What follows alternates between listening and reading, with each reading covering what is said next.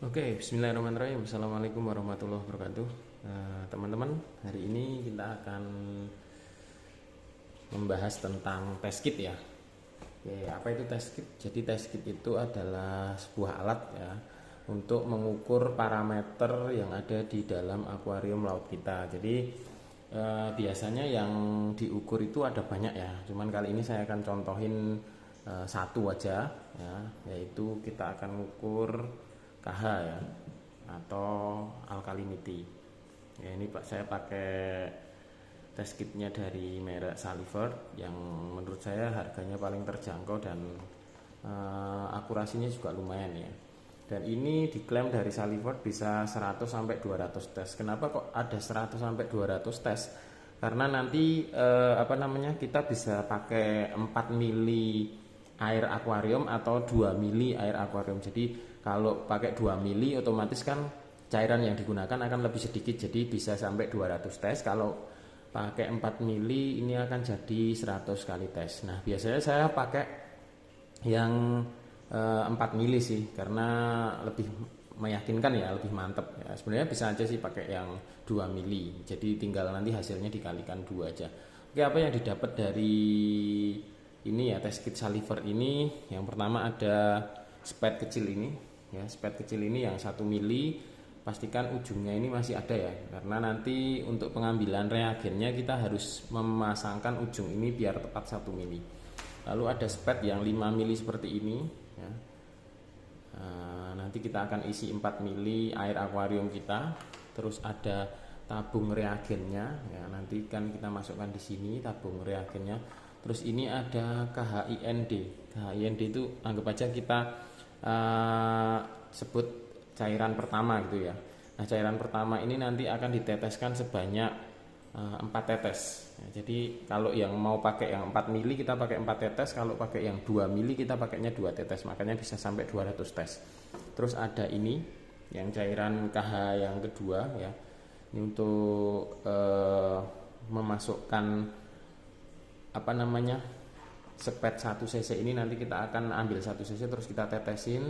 Nah nanti sisanya ini yang akan kita baca di tabel. Jadi nanti kalau beli jangan lupa tabelnya ini ya, atau kertasnya ini disimpan, atau kalau bisa difoto ya, supaya angka-angkanya ini nggak hilang, karena kita nentuinnya berdasarkan tabel yang ada di sini.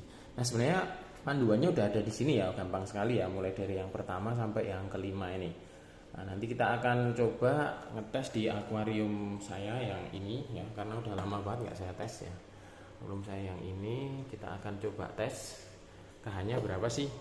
Nah, karena kemarin sempat crash ya, jadi KH-nya tinggi sekali. Moga-moga ini KH-nya udah mulai turun ya. Kalau KH-nya terlalu tinggi juga biasanya koralnya melting ya, atau biasanya mati. Dan biasanya big three itu biasanya ada KH, terus ada kalsium sama magnesium. Nah ini kali ini kita akan tes yang KH dulu aja. Oke, saya akan ambil airnya dulu sebanyak 4 mili. Pastikan nanti udara yang ada di sini dibuang ya.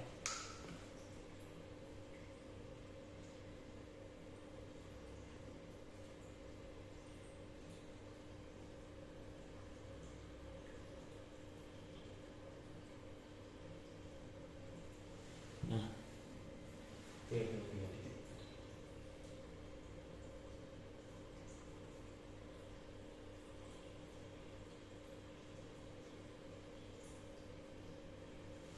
Oke, sudah pas ini 4 mili ya air akuarium saya, 4 mili. Nah, kita akan masukkan ke tabung reaksi ini. Oke.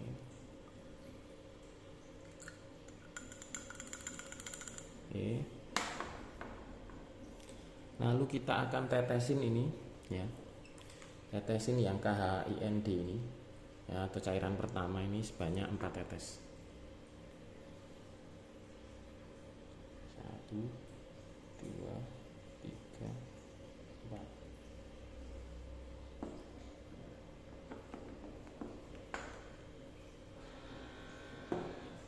Kalau udah kita aduk-aduk dulu biar warnanya jadi berwarna biru. Nah kita aduk-aduk dulu. Oke, sambil kita diamkan.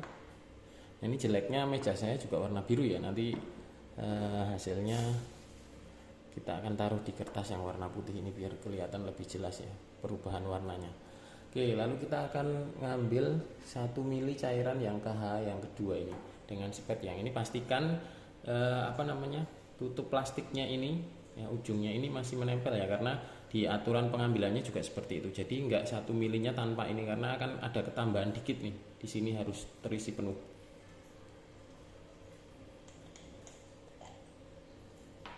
Nah, biasanya saya ngambil dulu sedikit ya, sekitar segini. Nah, biasanya kalau kita ngambil itu akan ada udara ya yang ada di sini. Kita ngambil dikit aja dulu. Oke, saya balikin. Nah, biasanya akan ada udara nih. Ya, fokus dulu kameranya. Nah, fokusnya hilang. Nah, ini. Jadi ini akan ada udaranya di bawah. Saya akan keluarkan ke atas dulu dengan cara mengetuk-ngetuk seperti ini.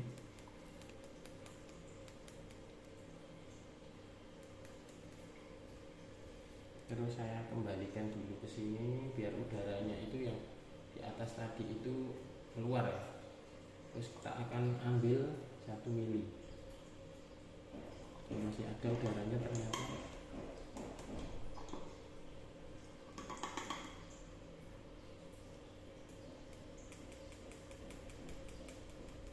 Nah, biar udaranya pindah ke atas ya. Nah, kalau udaranya udah pindah ke atas kayak gini, kita dorong. Oke, kita dorong, masukkan dulu sampai netes ya.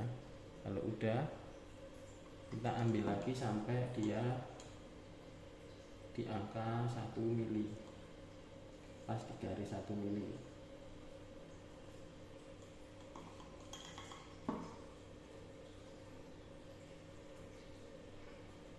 Oke, kelebihan dikit saya kembalikan. Oke, udah. Nah, kita mainnya tetes per tetes ya. Nah, jadi kita akan tetesin dulu ini. Oke. Terus tiap tetesannya ini kita akan goyang-goyang sambil diaduk. Ya, kalau udah biasa sih biasanya udah agak cepet ya. Nah, kita tetesin dulu terus. Sebenarnya sih suruh diemin 5-10 detik setiap tetesan ya. Ini kelamaan, ini saya percepat aja. Oke, kita tetesin terus, kita cek ya. Terus nah, ini kalau udah mau habis cairannya ini biasanya KH-nya tinggi nih. Kalau nggak berubah-berubah jadi pink ya, nanti akan berubah jadi pink dia.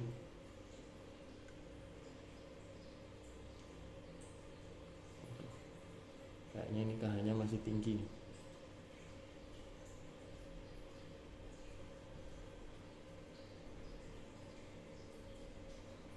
Jadi sebenarnya ada beberapa koral yang suka KH tinggi ya, kayak LPS, jamur itu suka dia KH tinggi. Tapi kalau SPS itu biasanya mainnya di KH rendah ya. Oke, ini udah mulai berubah warnanya. Hati-hati, ini satu tetes ini berpengaruh banget ya. Oke, nah ini teman-teman bisa lihat warnanya. Ini udah pink, tapi pinknya masih pink kebiruan ya. Jadi ini saya akan tambahin lagi 1 tetes. Oke, kita cek di kertasnya ini. Ini juga udah pink tapi masih pink biru, kita tambah 1 tetes lagi. Oke, nah ini udah pink nih. Nah ini udah pink. Nah ini udah pink ya. Udah pink, kita cek ya, kita cek sisa dari cairan yang ada di spet ini ya. Kita cek sisanya ternyata 0,24 ya, 0,24 kita lihat di tabel ya. 0,24 itu kita lihat di tabel ini 0,24, sisanya dia ada di KH nya ada di 11 ya, 11,8 ini yang 0,24 ini dia ada di KH 11,8 ini. KH nya ada di 11 ya. Saya rencananya mau turunin KH-nya ini, coba masukin Coral SPS ya.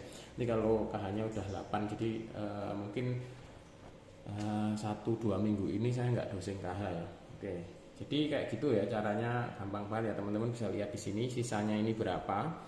Lalu kita cek di tabelnya, kalau sisanya 0,4 misalnya berarti KH-nya 9. Biasanya kalau semakin sedikit sisanya ini KH-nya akan semakin tinggi. Kalau punya saya kok KH-nya cairannya belum ping-ping ya, padahal udah habis nih 1 mili. Wah, berarti ini KH-nya tinggi banget ya, udah di atas 15 biasanya.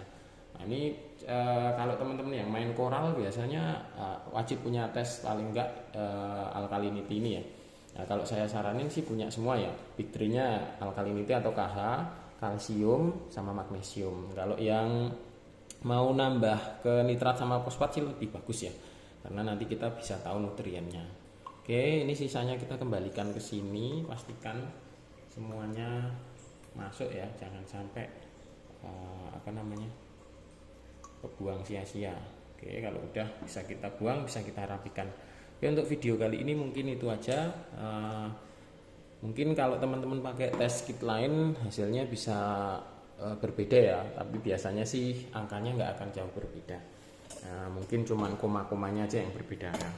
Nah, ini akuarium saya ternyata KH-nya di angka 11 tadi ya, 11,8. Overall sih masih oke lah untuk LPS sama softis ya. Nah, ini lampunya baru aja nyala ya, kurang lebih setengah sampai 1 jaman ya.